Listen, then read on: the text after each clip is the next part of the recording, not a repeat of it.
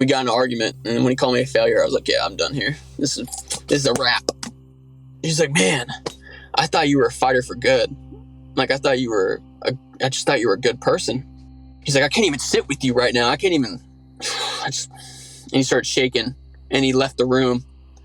And I was sitting there hunched over in our garage, just looking at his guitar. And I was like, did that really just happen? He just called me a failure. I cried over it. This is the Q Dropped podcast. Stories of relationships torn apart by QAnon.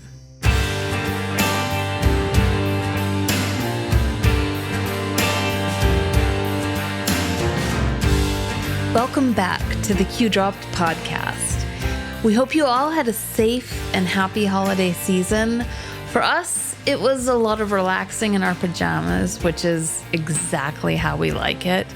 But now, it's happily back to the grind so you can enjoy new Q Dropped episodes. Just a reminder that you can get an ad-free version of this episode on Patreon, as well as bonus clips from my conversation with David. The link for that is in the show notes. But for now, let's get started.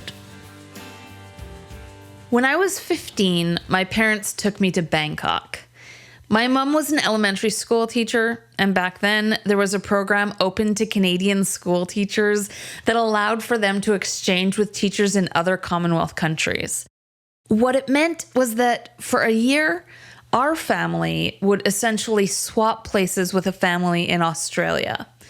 We would live in their house, they would live in ours. My mom would teach their class, they would teach my mom's, and so forth. We did this twice when I was a child, both times to Australia. Back then, you would book such a trip through a travel agent, and each time we booked our flights to and from Australia, the travel agent would offer deals on stopovers in various countries along the way and the way back. It was the second go-around when I was 15, and we were on our way to Perth, Western Australia. My parents had booked brief stays throughout Southeast Asia, and so I found myself gawking at the sprawl of Bangkok when I was just a teenager. And this visit, in no uncertain terms, changed my life. What I saw in Bangkok was poverty in ways you can't even begin to imagine. If you've been there, you know what I mean. There were people begging in the streets in various states of starvation, many of them maimed or clearly ill. Some of them were children. I saw girls younger than me working the streets. And all of this, of course, was dispersed amongst great wealth. Luxury condos, flashy cars, golden temples, and tourists like me. It was a stark juxtaposition that was shocking and beyond anything I'd ever seen back home. I was a privileged white girl from Canada on her way to learn to surf in school in Australia, and I had not a single care in the world. I know that I would never have come to understand poverty and privilege as I saw it after that stop in Bangkok if I had never been there. Our guest today, David, had a similar life-changing experience under very different circumstances, and both of his parents refused to believe it ever happened.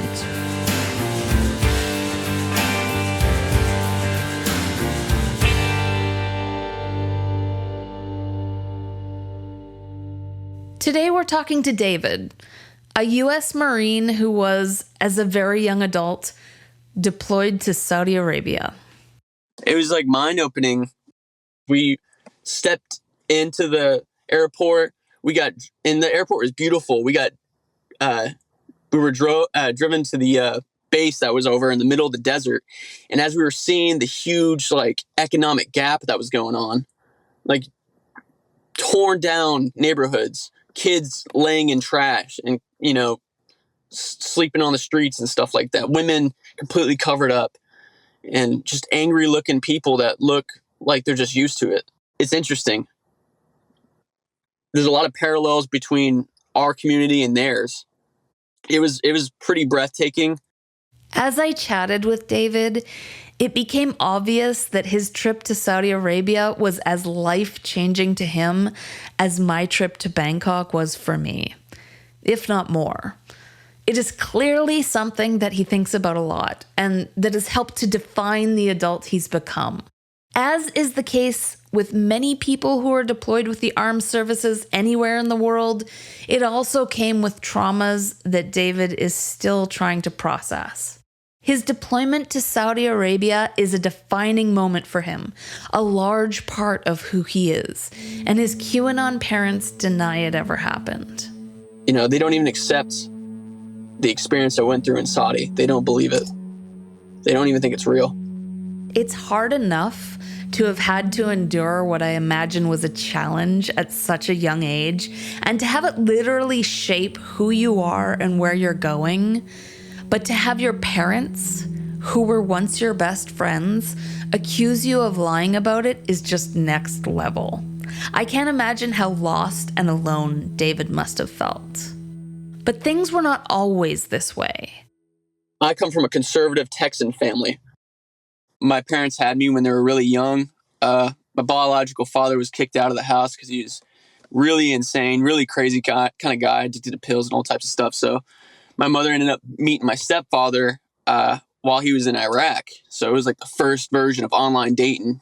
They ended up meeting together and everything was going swimmingly at first. And so he got out of the service and the effects of the war that he just endured started raining down on us.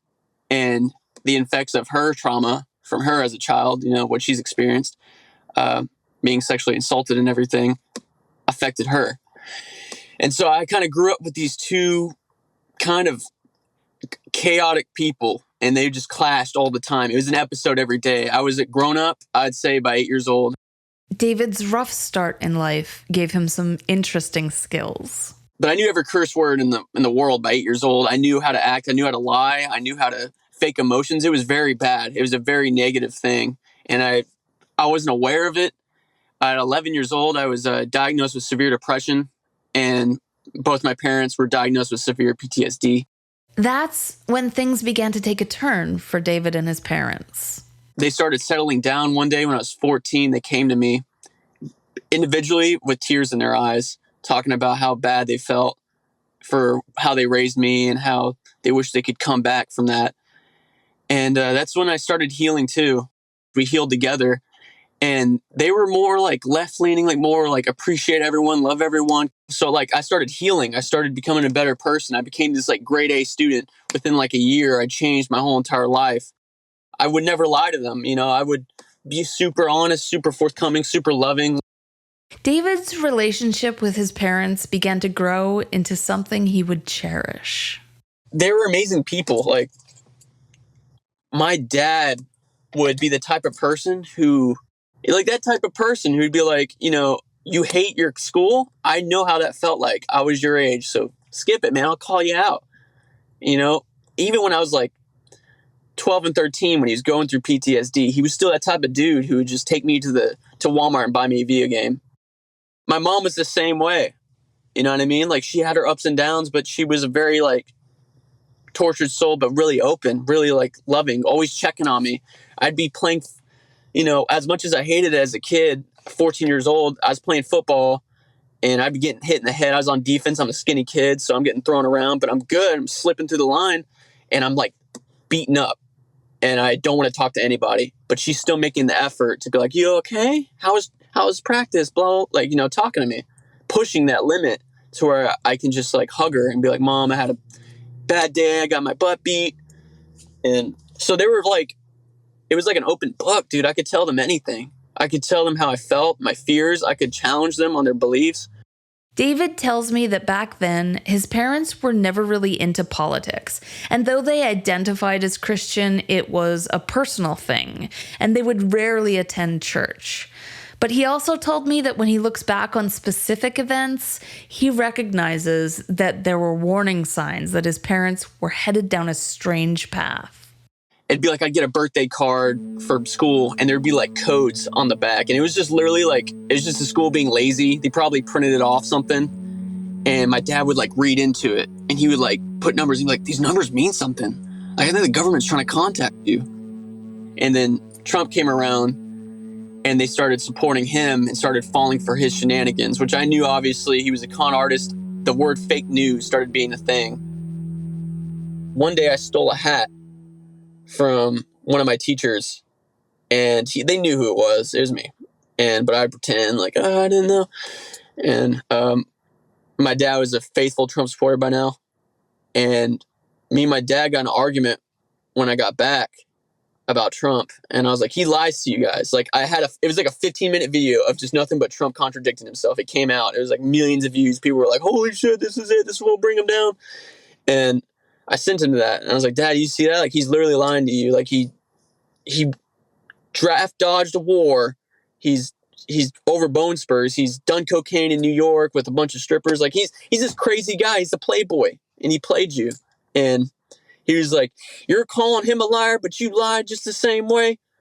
And he's comparing a 16-year-old boy to like a 50-year-old, 60-year-old man that, admitted to sexually assaulting women by saying he doesn't even wait when he grabs women by their vagina. So it was signs like that where he would compare me to someone he's never met and his own son.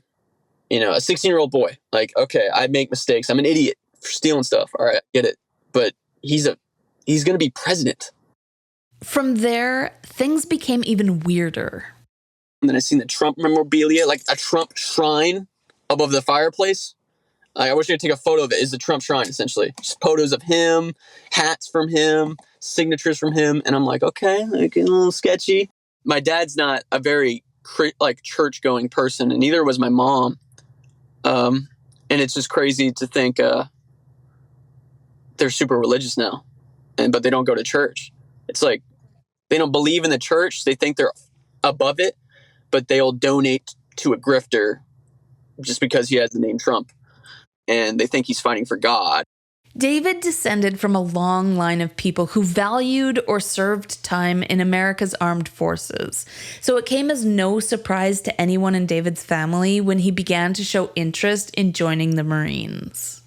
I wanted to make people proud, I believe in ancestors. I believe in there is an afterlife for sure, and it's beyond what we can conceive of. And our ancestors do live through us, and they watch over us to see how we operate in this world. And I wanted to make my ancestors proud. I knew like this would be a hard thing, and this would be a challenging thing. And my great-grandfather, I was blessed to have him in my life, so he got to see me become a Marine. But making family proud wasn't David's only reason for joining the Marines. Another side, I wanted to keep humbling myself. I felt like I had, even though my life was, I tell people that, that I'm around now, like college kids, and they're like, damn, that's a struggle.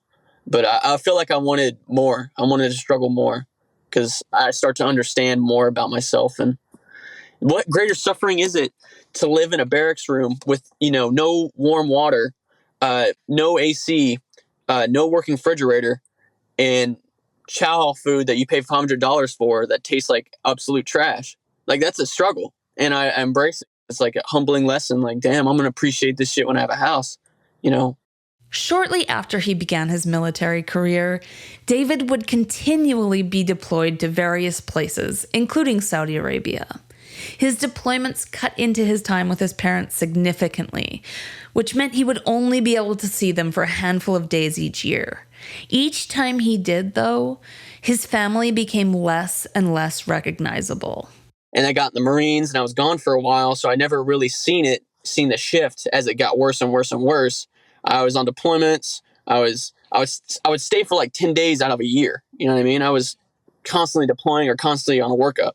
And I was focused on that and focused on girls, focused on just dumb stuff that, young guys do. So I got back from deployment and had, great-grandfather passed away, things like that. And then I had PCS leave, which is, I forgot what it stands for. I brain dumped all Marine Corps stuff. I'm focusing on getting out. But you basically change duty stations, and I had 22 days. And this is when Trump, and it was like August timeframe of last year. This is when Trump got caught with classified documents. And this is what scared me. I was like, this is my whole family. This is my family issue. My family, my great grandmother, my grandmother, and my aunt, and a few others were talking. And my grandmother said out loud, like yelled it, well, if he got caught with the documents and he did it on purpose, it was to help us. And if he didn't do it on purpose, it was planted by the FBI if he didn't have them. And it was like, so either way, he's in the right. Like, they just do these mental gymnastics for someone they never met. You know what I mean? Majority of my family are QAnon followers, and what they watch is Fox News. And it's like, you guys are against the corrupt and evil, satanic billionaires. But who are those guys representing? Trump is their god. They're like, my son's, arguing against him, fighting against him. There's so much bad things going on in my life. But hey, at least God is still around. At least Trump is still around. You know what I mean? Like, it's so weird, like, how the influence he has over people. Aside from the shock of coming home to a family he doesn't recognize, David also came home to an entire state that didn't seem to believe there was a pandemic going on. So I didn't know how it was back in Texas, like how fucking Wild West this shit was. So, I'm thinking everyone's wearing masks in Texas, everyone's following it. I come over, nobody's wearing masks. No one cares. It's like, it's a non-issue. And people are actively getting COVID. Like, it's no joke. Like, people are getting sick. 8 members of my family got seriously sick from it. So it's like, it's not made up. And yeah, I'm like, you see, like, I'm saying it to them, like, it's not made up. Like, you guys are seeing it. Like, they didn't just get the flu. But they genuinely don't believe it because they haven't personally been affected. So you got to wait for reality to punch you before you realize it. As a member of the armed forces, David was required to get vaccinated. I was one of the first people in my unit to get vaccinated. I'm like super safe. And my girlfriend has like instilled heavier discipline, like, onto me, which I embrace. Like, Germex all the time. I'm like always away from people. And whenever I'm talking to people, I'm like this with the mask and shit. And so, like, I haven't brought it over, but I'm like, one day it's going to happen. It's a matter of time. And, like, I don't want to hear the news because it's deadly. But his family is not the same. They haven't gotten the vaccine yet. Yeah, they say, like, you don't know what you're going to put in your body. And I'm like, do you know the ingredients of a Miller Lite? Do you know the ingredients of a Bud Light, Dad? What is Blue One, Dad? Yeah, they don't believe millions of people have died. They believe it's all made up. They don't believe Italy shut down completely because it was literally killing people left and right. They don't believe any of that. They believe it's like dummies in the hospital. You know what I mean? Like that thing that Jones was saying, like, there's dummies in the hospital. They're just fake.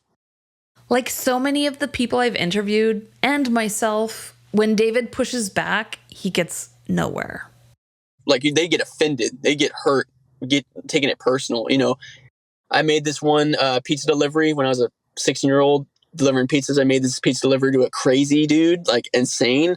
He would rhyme at the end of each word, and he would say like really heinous stuff to me as a 16-year-old boy about, my girlfriend and things like that. And I would tell my dad, like, he's made like a shrine to aliens, and he believes aliens are going to pick him up. But he's like a 80-year-old man that lives with his like sister. You know what I mean? He's like a threat to the community kind of guy. And he goes, yeah, I'd really like to talk to him. I bet he's got some good ideas. But he's like an open-minded type of dude. He's just, far out, man. He believes you can get any type of wisdom from anybody. And when you're so open-minded that you can take anything for a fact, it's, it is what's going to be it. My dad likes to throw out extremes, and I think all QAnon people do this. They throw out extremes like, well, if you believe that, why don't you do this? So I was like, Dad, I'm never having a kid. You know what I mean? There's times where I look at how I was raised, and I'm like, I don't want to put a child through that, even if it's a chance, especially with the way the world's going. I was like, even if there's a chance, I don't want to put my child through that. And he was like, well, why don't you cut off your own dick? He said that at one point. Like, why don't you cut off your own? And I was like, well, I'm not going to go to that extreme. To make matters worse, as of late, David's dad has managed to build up a large following, with over 40,000 followers on Truth Social and 30,000 on Rumble. He shares screenshots of tweets and truths, as well as clips from other videos and news sites, all patched together in some kind of QAnon fever dream set to nostalgic songs like Frank Sinatra's Best Is Yet to Come. It's a thing. It's definitely a thing. And it must make some kind of sense to the Q audience. But for me, it made my head feel like that time I got a concussion installing Wi-Fi. True story.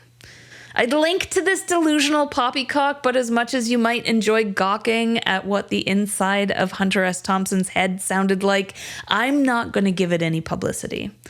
For David, this is a very real and very heartbreaking thing. My dad, he's very famous on the QAnon community, and it kind of feeds into his thing.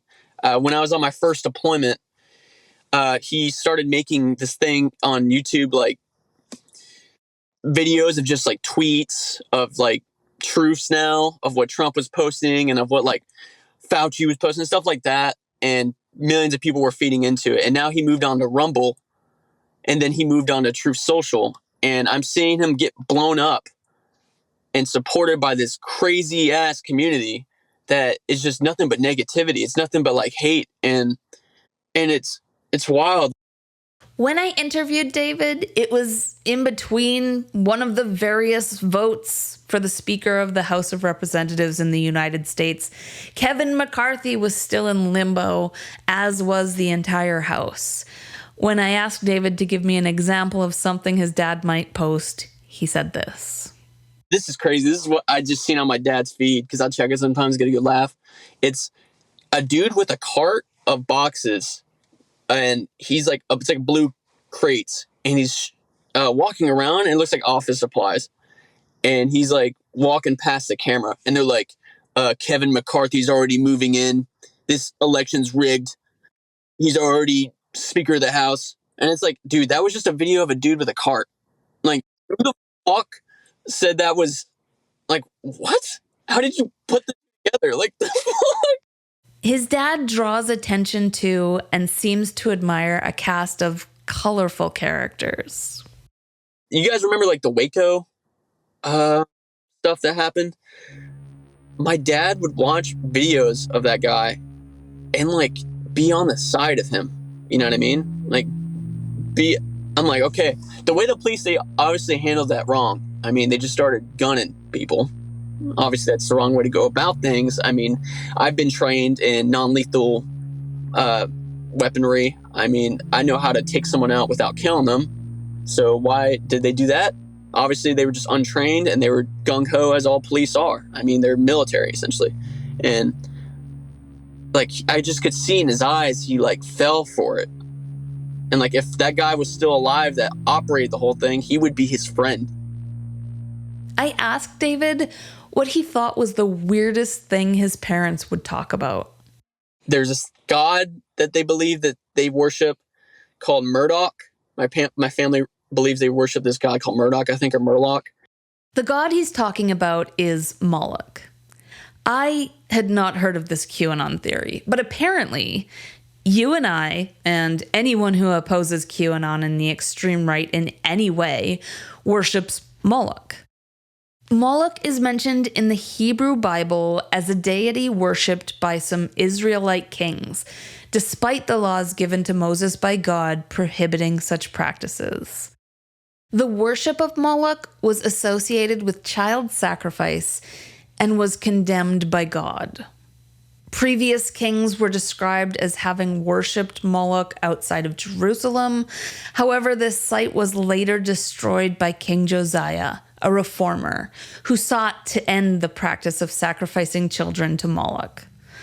The verse in Leviticus 18:21 specifically states, "You shall not give any of your children to devote them by fire to Moloch and so profane the name of your God."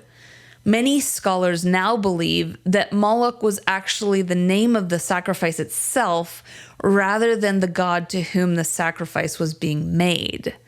But that little nugget doesn't seem to bother the Q believers because they're sure we're all out here sacrificing babies to he who shall be known as Moloch.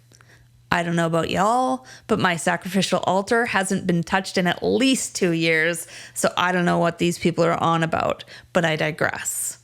This is the nonsense David's father is putting out into the world to be gobbled up by his throngs of minions, much to David's dismay. Today, though, the relationship between David and his parents is quiet.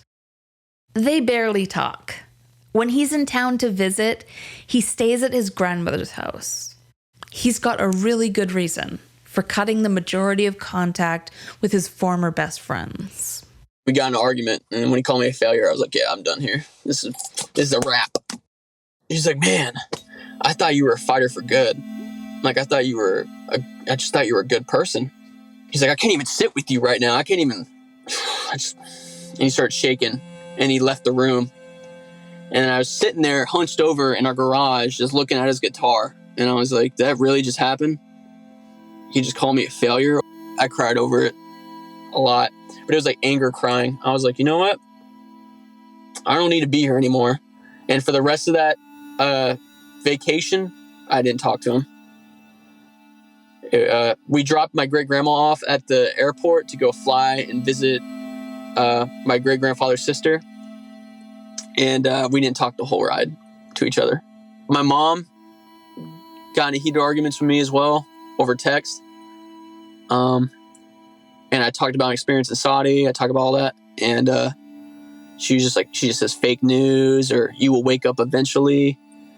And we don't talk about this. We never agree. And eventually I just told her I need my space. She texted me like a couple days ago. I was like, I need my space. Like, I'm done. They still argue with me to this day, like literally a month ago about it. And I cut them off eventually. It was hard. They went from supporting me to just a couple months ago calling me a failure. And to go from that real high to just seeing it go low is very emotional for me because like they were my best friends. How do I recover that? Despite this major setback in David's life, he's got his sights aimed high. Virginia Tech is my goal. My plan is to get early release for education through the Marine Corps, which gives you 200 days before your contract ends. So by the end of this year, I could get out and go to Virginia Tech. And I'm applying to different colleges as well, but I feel like I'm a shoo-in. And then my goal is to graduate with a PhD in surgery and my subspecialty being trauma surgery. That's my end goal. What I hope one day is when I get done with college and my doctorates and everything is that I can have such a positive influence on people that they will be overwhelmingly positive in the face of things that are right in front of them, that they can look to me and be like, hey, he's fighting for good. Like me and like all the others out there with QAnon loved ones, David is angry. All these QAnon people want to live like they're special agents, like they're fighting actively on like a secret underground Satanism versus Christian battle. But it's really just a bunch of bored people making shit up. It's hard to think that like this secret cabal of criminals would be dropping hints all the time at a restaurant and at like random places and in commercials and TV when it's really just a bunch of celebrities being idiots. It's so insane. They'll see photoshops of Obama and George Clooney together on a boat with a bunch of like Asian kids. They'll see photoshops of that and they're like, God, this is the proof. This is it. We got him. And it's like, you don't know where the fuck those photos came from. You just someone posted on True Social. So the reality is what they want it to be. But I believe the human mind is very powerful. You can make anything you want a reality, even if it's not there in front of you. They've managed to convince my father that he's doing the right thing and he won't even believe his son. He will turn his back on his son. He believes a millionaire, spoiled ass rich kid from New York that dodged the Vietnam War and mocks getting a Purple Heart from a fan and mocks a dead Marine's parents and bombs innocent children left and right. he supports a guy that he's never met over his own son. It's pretty crazy. David told me what he believes his parents are getting out of their newfound beliefs. My mother was always the I'm smarter than you person. I mean, she did that to me when I was younger. She did that to her siblings. She did that to everybody. My aunt made that connection to me when I was on PCS leave. She was like, because I was telling her about how I have issues with my parents and I'm living over at my grandma's now because I don't want to be in my parents' house. So I left after the argument. I was like, I'm done. I drove home. I drove to my grandma's and she was like, yeah, your mom always wants to be right. You know that? She always wants to prove herself that she's right. And I think she's like wanting to be the, aha, I got it. I was always right type of person. Like, God is real. Like, oh, I was correct the whole time. Wag your finger. I told you so. She still is that way to me to this day. When I was back, she would treat me like a child. She would act as if I was still her baby boy. And I know it's hard for her to let go because I'm a Marine. I'm this guy that is trained to die and fight for his country. So it's hard to like grasp that. And she just wants to be right. She wants to be like, no, you're still a kid. You're still this. You're still that. And for her, it's about being right. It's about being the smarter one about it. And then for my father, it's a source of like fighting for what is good. And they're both victims of sexual child, assault. So they're both believing in what they want to fight for is right. So not on top of being correct, but also being like, what I'm fighting for is the good fight, being genuine in it. If I die doing this, then I died a good death type of thing. What do you miss the most about your parents? Just being accepted. Just being like, just drop it. You know what I mean? Like, okay, you're not going to get over it. You're still going to be about it.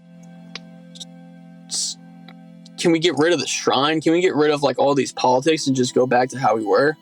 Like, there was a time and place when we were just family and there was no politics involved. It was just like, we were loving each other. And, they don't even accept the experience I went through in Saudi. They don't believe it. They don't even think it's real. Wow. Yeah. So it's like, I wish I could go back to like being an open book, being how like you were with your family, like your parents. Like I could say anything to you. You won't judge me. You won't tell me God will save me from my sins and shit like that. You just be like, open book, no lies, no like higher than you, holier than thou mentality. We used to be like best friends. Like we were on this journey together. It wasn't even parents at that point. It was like we were both grown-ups. Like we were on this journey. And now it's not even that. Mm-hmm. I went through a mental hospital when I was younger. And I was there for a while, and it was a state-ran mental hospital, and it was in Texas, so you can imagine the infrastructure wasn't that great. And I had a terrible time. And I remember my dad, when I got out, because he's been through the VA, he grabbed me by my shoulder, and he hugged me, and he goes, "I'm so proud of you." And like those little moments where it's like, we're just two dudes having a bromance. Like, can we go back to that? Like, the simpler things? But it's never going to be that way again. I don't know. Maybe. David has every reason to have already lost hope. But when I asked him if he felt like things could turn around, his face lit up and he nodded. I can just imagine it now, my dad, when he's like 70, being like, reaching out to me after years of not talking to him and being like, you know what? Like, I finally get you. Like, I understood why you had to back away. I hope. It's my delusion, I guess. He finds hope in other places as well. I see a lot of hope in our generation. Like the Marine Corps now was never like the Marine Corps back then. There's so many more open-minded people. There's so many more people willing to heal, willing to cry, willing to admit that they're hurting. And it's grown men, fighters, killers that are willing to admit that like, oh dude, I'm suffering. Like for real. Like, and that never was like that in the Marine Corps. So I can only imagine on the scale of America or the scale of the world globally, like humanity is going towards the right place. it's always going to have some upsets. David's girlfriend is his lifeline. She's my light at the end of the tunnel. Just that, like, I imagine you're John's. You know what I mean? Like, fuck, dude. Like, this, all the doom and gloom on Twitter ain't going to compare to a smile on my girlfriend's face. Like, I'll look at some heinous shit from Secular Talk about Trump or something, like his taxes being exposed and everything like that. And I'm like looking at my girlfriend's face and she's smiling, playing Mario Party. And I'm like, that's good enough. David has put a lot of thought into how to cope with an aggressive QAnon family member.